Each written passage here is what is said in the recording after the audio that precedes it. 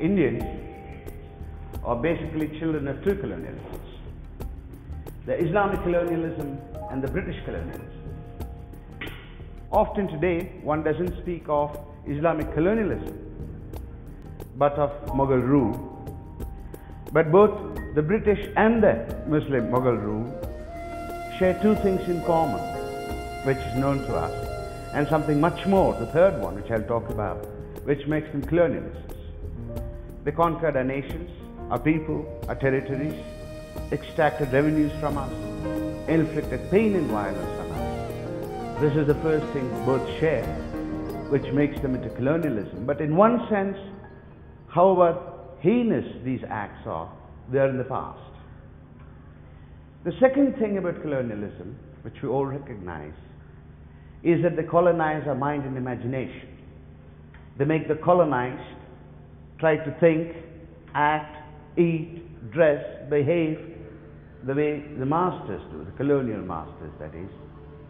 But in some sense, even that is in the past, even though some of the food habits, some of the ways of talking, behaving, language, etc., has remained within India and amongst the Indian people and culture. But neither of the two, taken in itself, is what makes colonialism hideous, horrendous, but because of the existence of a third thing, namely colonial consciousness.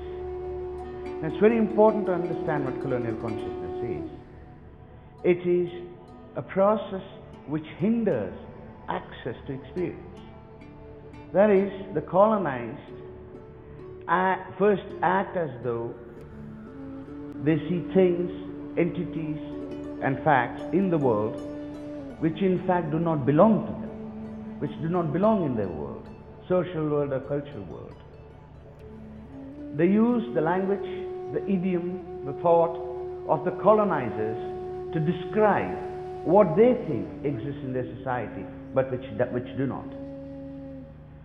The problem about colonial consciousness is not merely that we talk about things that do not exist in a language, in an idiom which is not ours, but insist further that these imaginary entities, these phantoms, wraiths, ghosts that are there, we continue maintaining that they are real, they're existing, and we continue to deny in fact that we have a colonial consciousness and insist that we have access to experience, when in fact colonialism has denied it to us.